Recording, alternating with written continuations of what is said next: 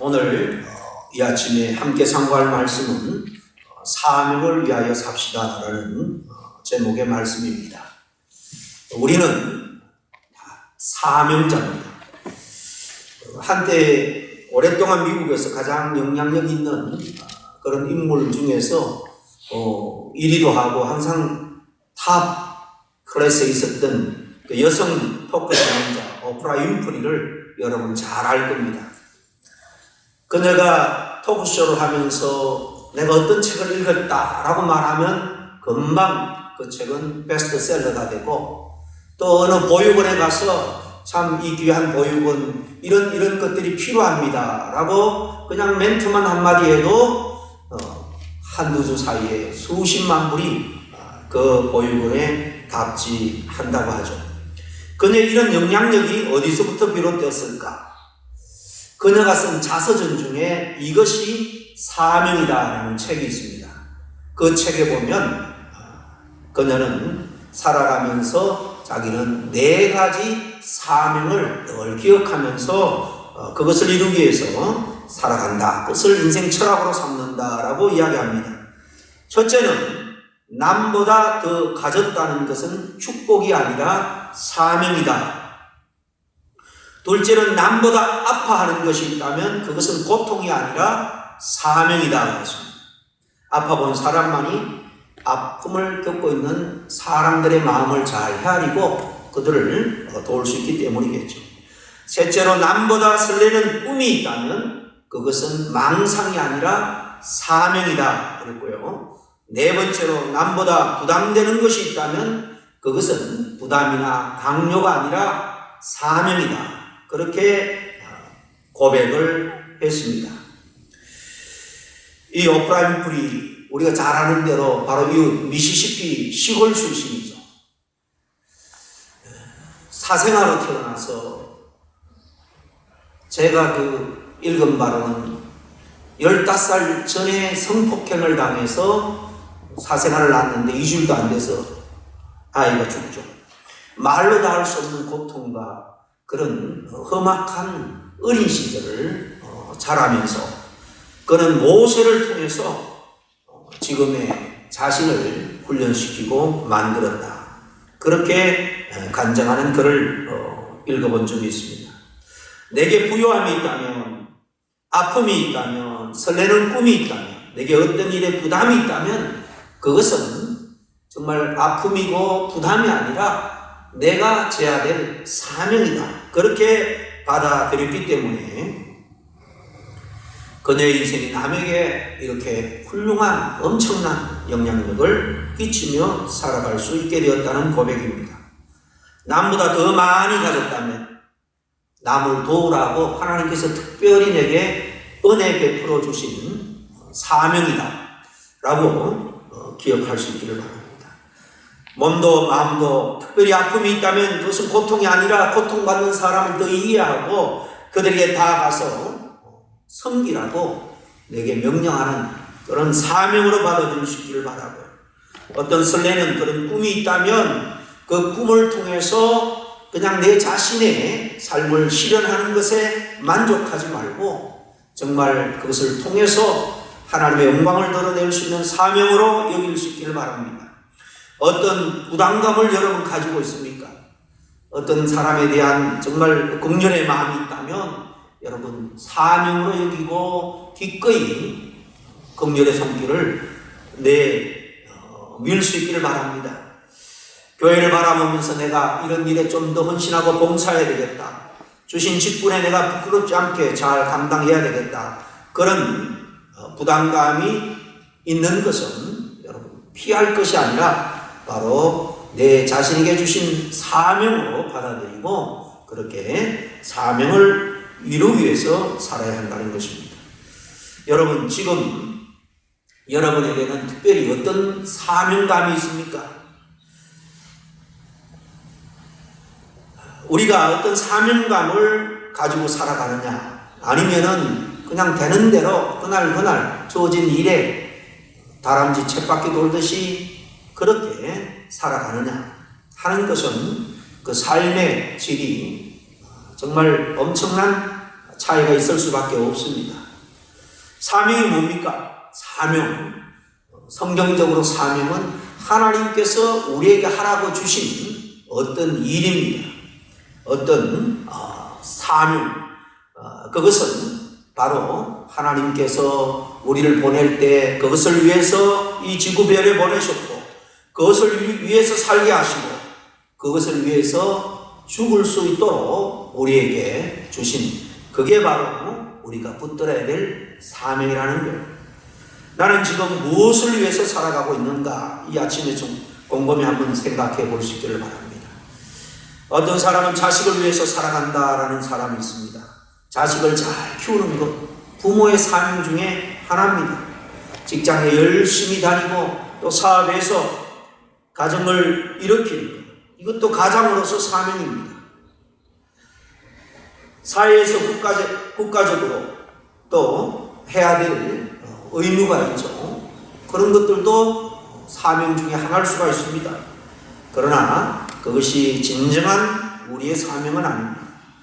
자식을 위해서 돈을 벌고 투자하고 자식을 위해서 정말 못할 것이 없는 것처럼 살아가는 사람들, 또 자기의 명예와 성공을 위해서 살아가는 사람들.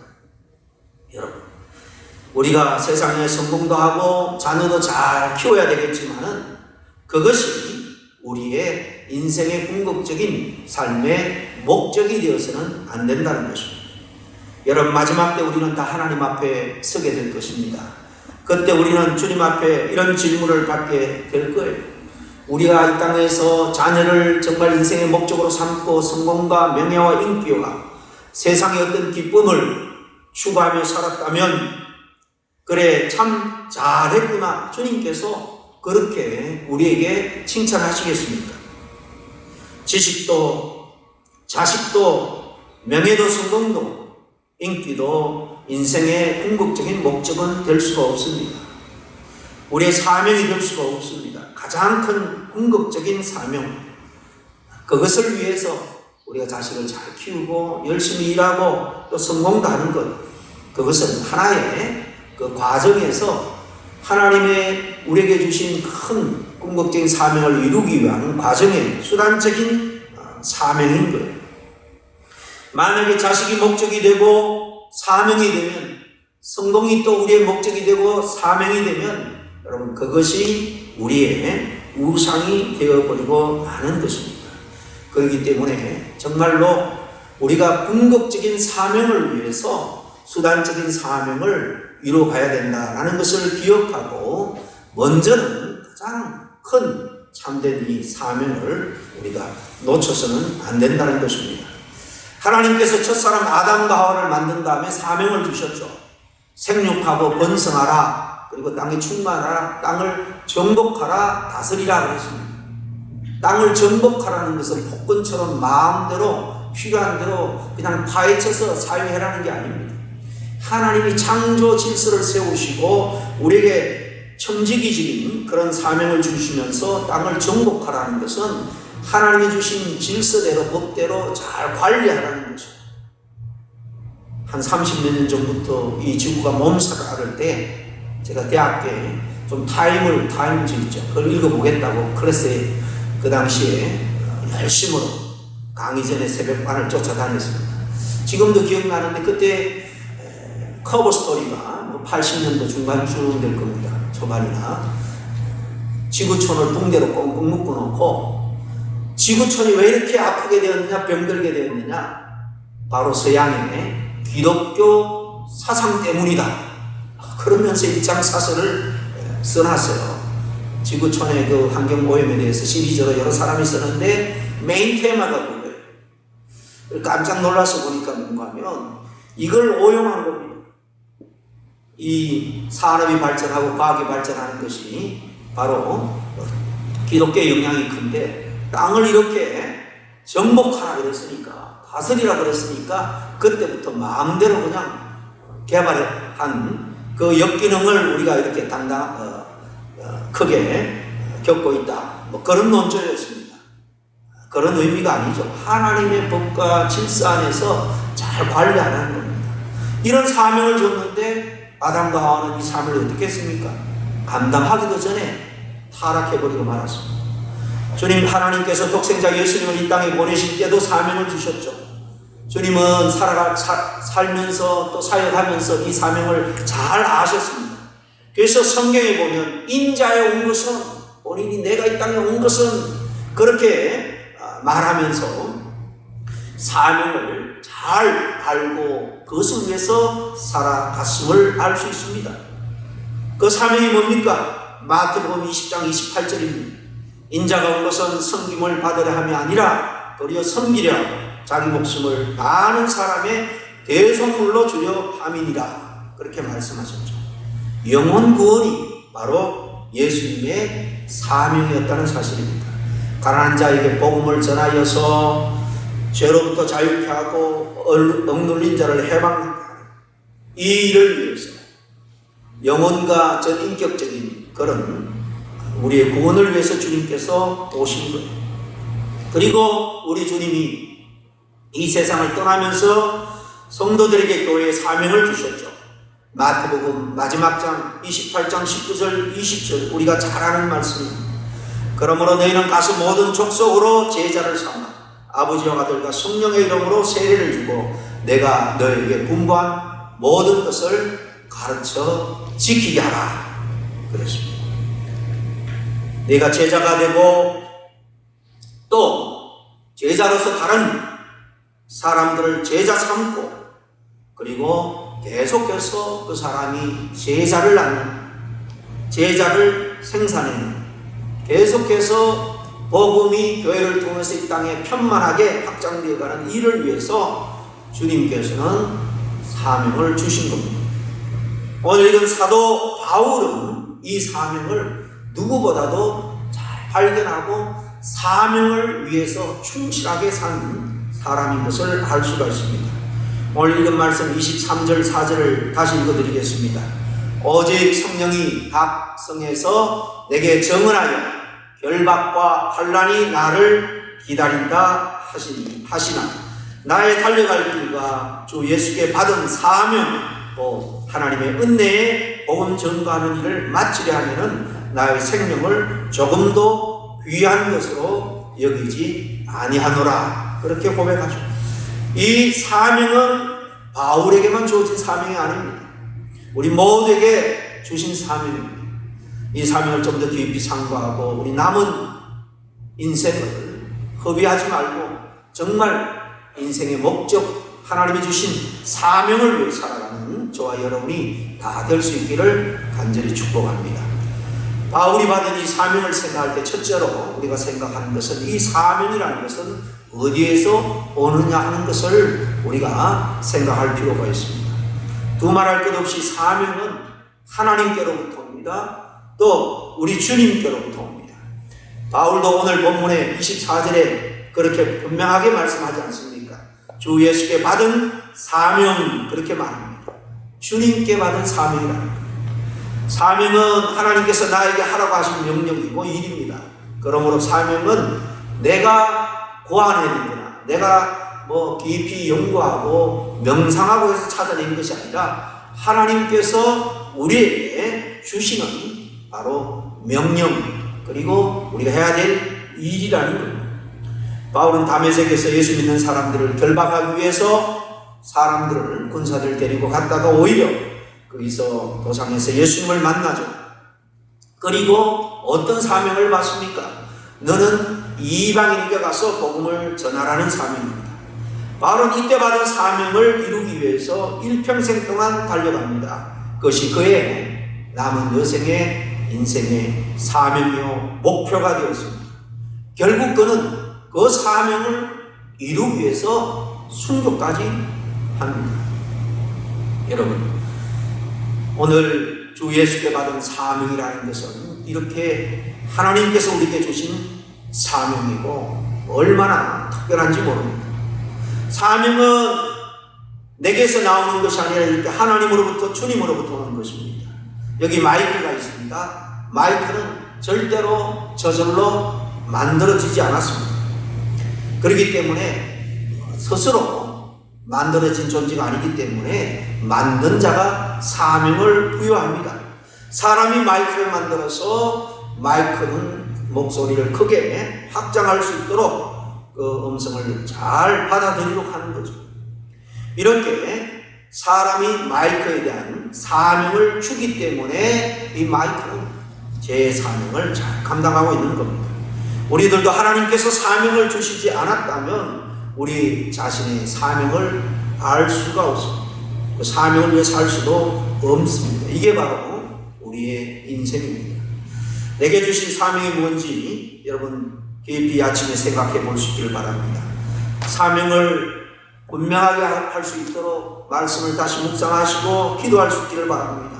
그리고 그 사명을 굳건하게 붙들 수 있기를 바랍니다.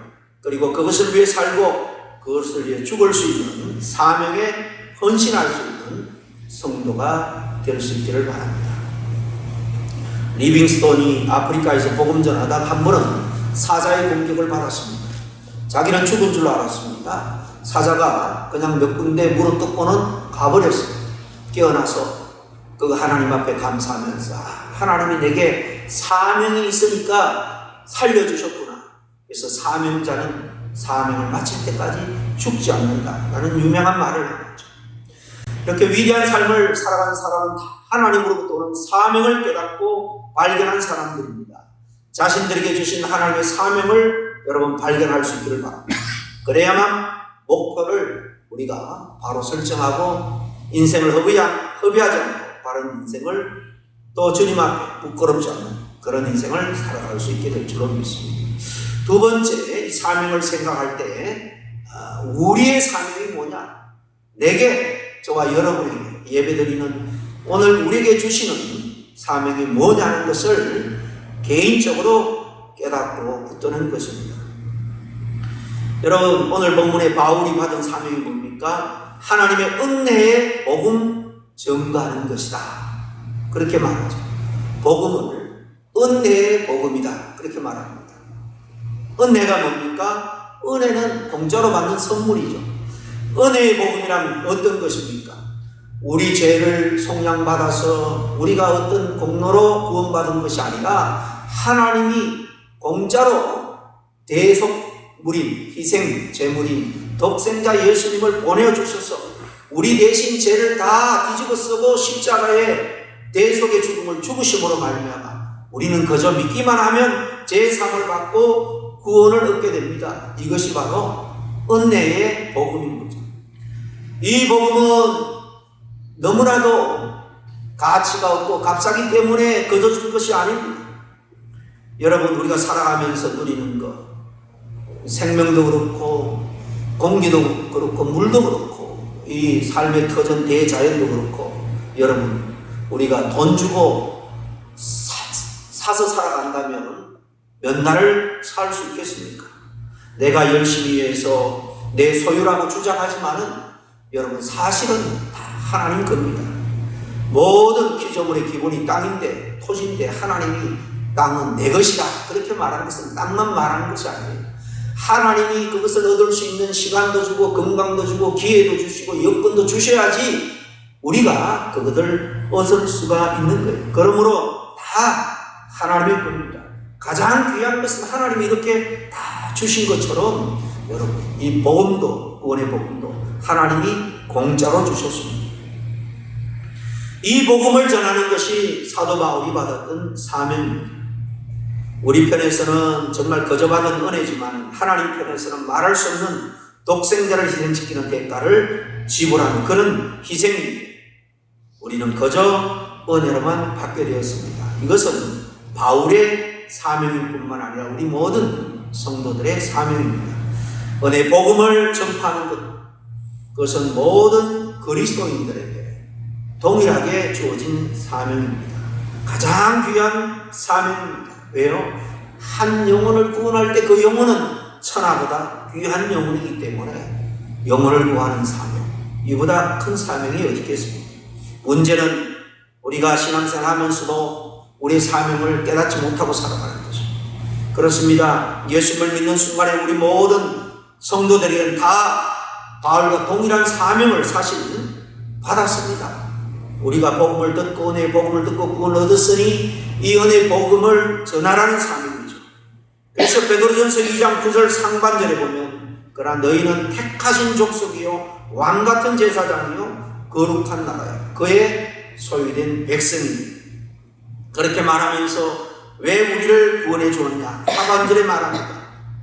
이는 너희를 어두운 데서 불러내어 그의 기이한 빛에 들어가게 하신 자의 아름다운 덕을 선포하게 하려 하시오. 아름다운 덕이 뭡니까?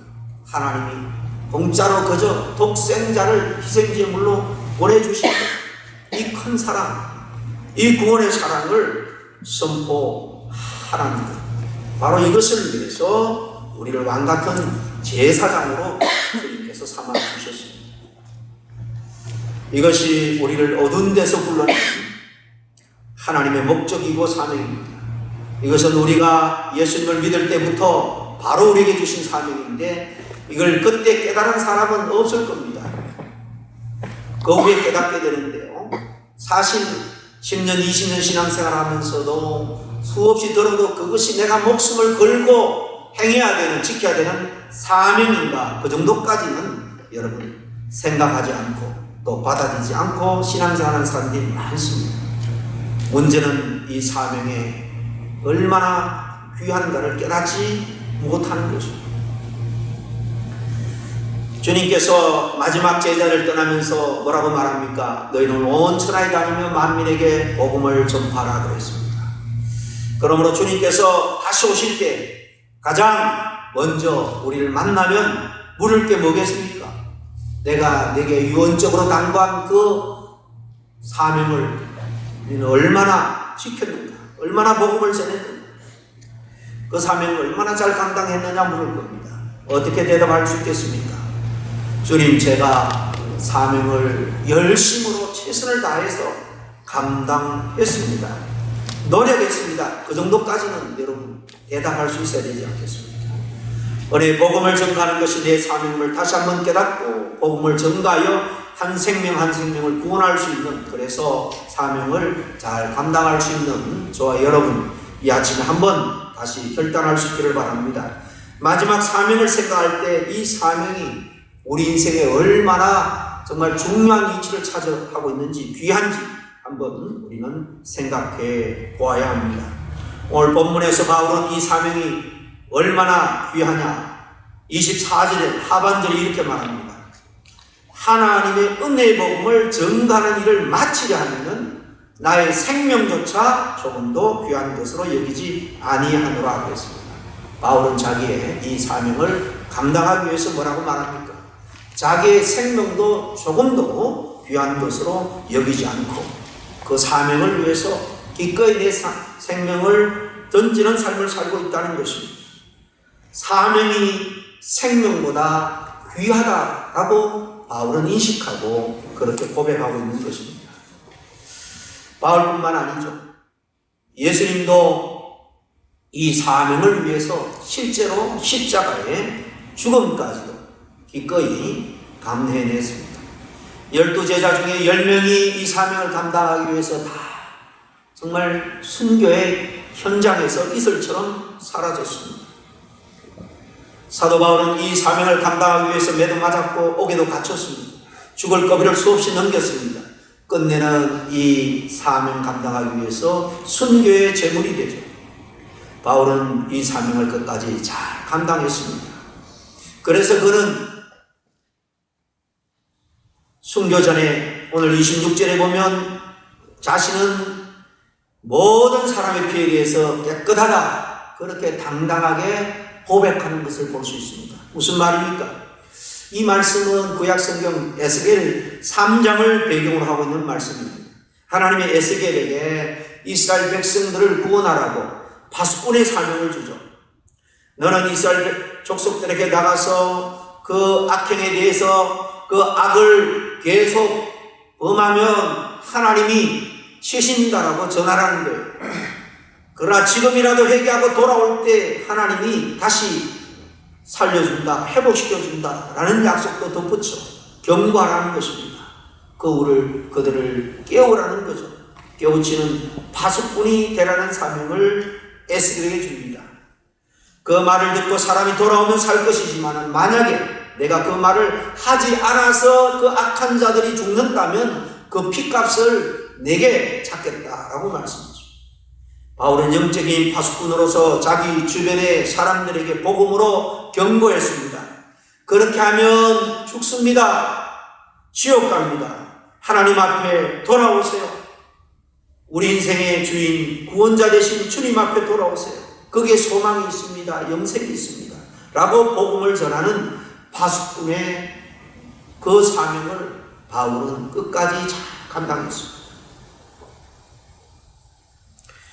그는 정말 그가 맡은 사명을 끝까지 잘 감당하는 그런 훌륭한 사명자의 법을 오늘 우리에게 보여주고 있습니다.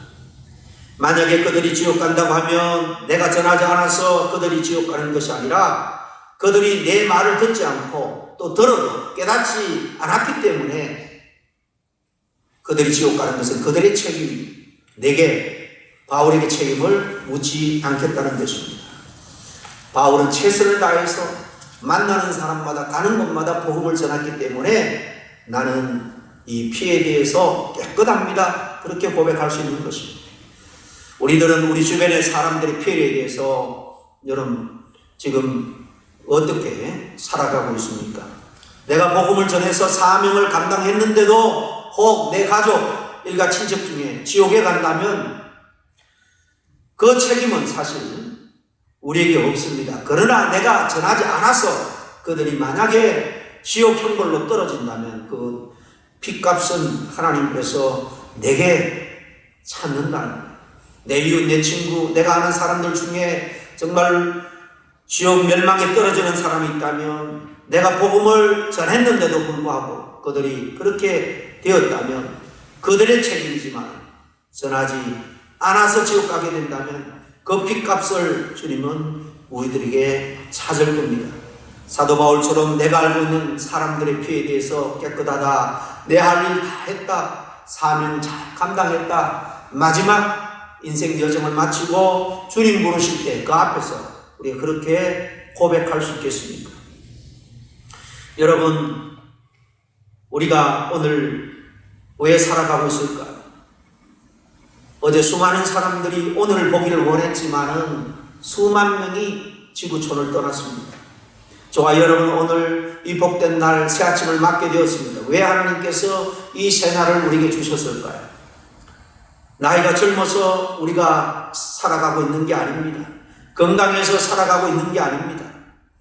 하나님의 사람은 사명이 있기 때문에 이 사명을 감당하라고 하나님께서 우리에게 생명을 연장해 주시는 줄로 믿습니다. 이 사명 잘 감당해서 내가 겪는 모든 사람들의 피해에 대해서 정말 깨끗하다, 그렇게 고백할 수 있기를 바랍니다. 그래서 바울이 디모데후서 4장 7절 이하에 당당하게 고백한 그 고백이 저와 여러분의 고백이 되기를 바랍니다. 내가 선한 싸움을 싸우고 나의 달려갈 길을 마치고 믿음을 지켰으니 이제 후로는 나를 위하여 의의 면류관이 예비되었으므로 주 곧 의로운 재판관이 그날에 내게 주실 것이다 라는 이 고백, 저와 여러분의 고백이 되기를 간절히 바랍니다. 기도하겠습니다. 하나님 아버지 감사합니다. 정말 우리가 주님의 자녀라는 사실, 주님의 백성이라는 사실, 또 목사요, 장로요, 집사요, 권사라는 귀한 직분을 받았다는 이 사실에는 정말 생명을 아버지 하나님이시여 죽어도 바꿀 수 없는 귀한 사명을 주님께서 우리에게 주신 것을 다시 한번 이 아침에 확인합니다. 정말 목숨과 바꿀 수 없는 이 귀한 사명을 주님 앞에 설 때까지 지금까지 게으르고 나태한 삶을 살았다면 에스겔처럼 정말 큰 소리로 나팔을 불듯 우리와 교제하고 만나는 사람들에게 당당하게 힘있게 아버지를 외치게 도와주시옵소서, 전하게 도와주시옵소서.